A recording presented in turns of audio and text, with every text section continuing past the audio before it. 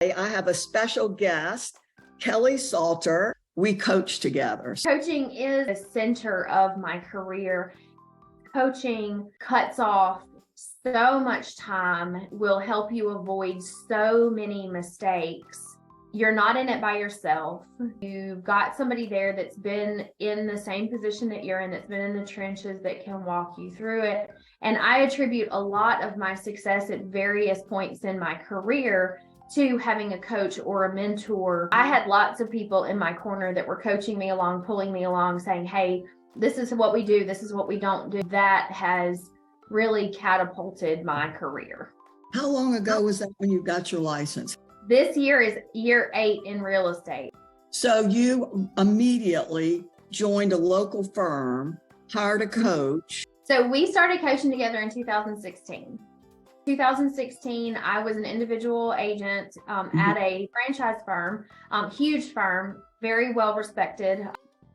We were at a big event that the firm had put on when I decided to hire a coach. I need to figure out how to go from being a brand new individual agent that's struggling to a producer, because I was accustomed to making a 6-figure income. I mean, let's just be honest. I mean, when you go from making a 6-figure income to commission only sales and you have no idea what you're doing, that's a huge mountain that you feel like you need to climb. And I knew that I needed somebody to climb that mountain with me.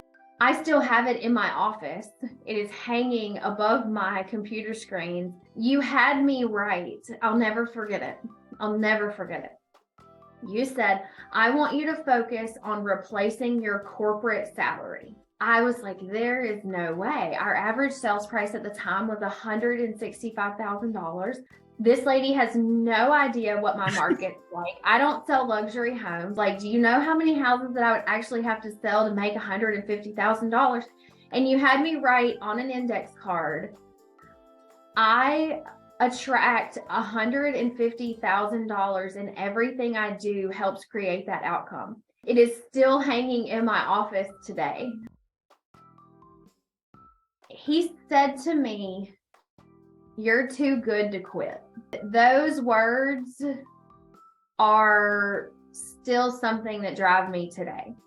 And he said, you're going to have more freedom and make more money at real estate, and it will allow you to take great care of your child. I joined a team. I joined a top team, but I felt the need to move on. I have a very big sphere. My husband is very well respected in his field. He generated a ton of business for me. And given my corporate background, people trusted me with their money. I really didn't generate much business from the team, but what the team did provide me was a support system. With infrastructure. We made the decision for me to go back out as an individual agent. And I had no intention of starting a team. I am an accidental team leader, an accidental brokerage owner. I knew I needed a buyer's agent. I knew I needed people. We began to get systems. I began to learn about lead generation at scale, all of these pieces of technology that could generate these massive amounts of business.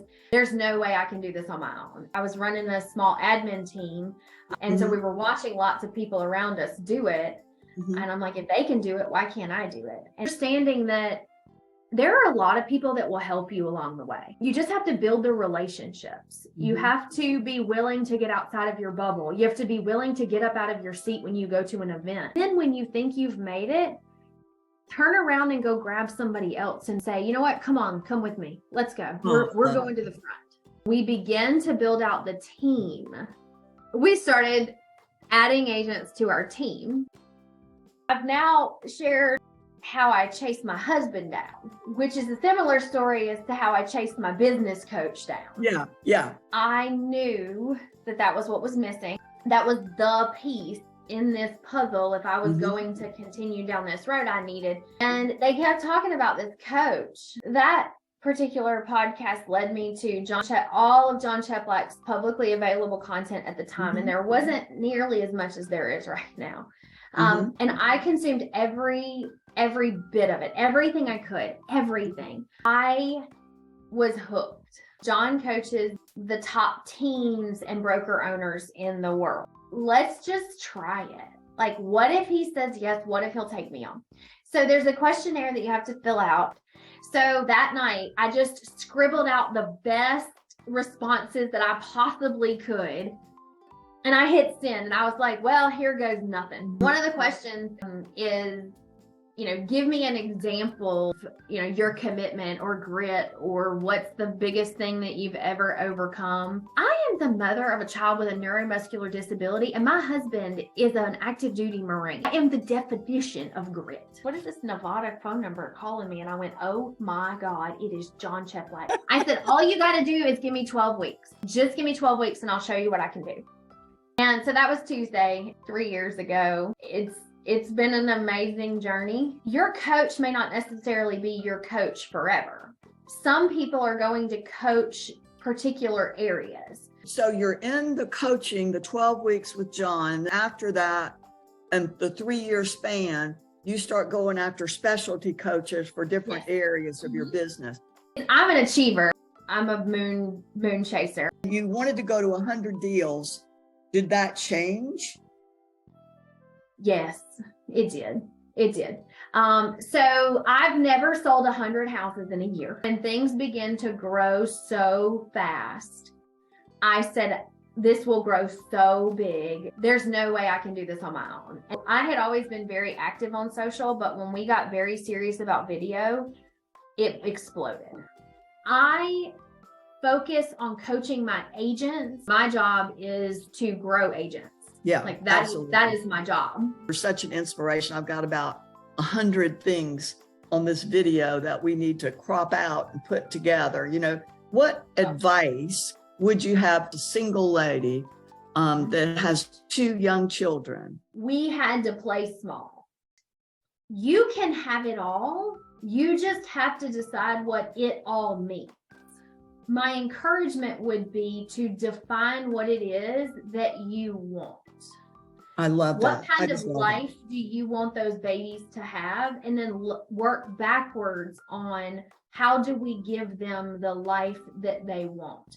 The most insidious form of child neglect is a parent that does not pursue their potential. I know that I am best at mom when I am fulfilled. I love it. That's the piece that many of us moms are missing.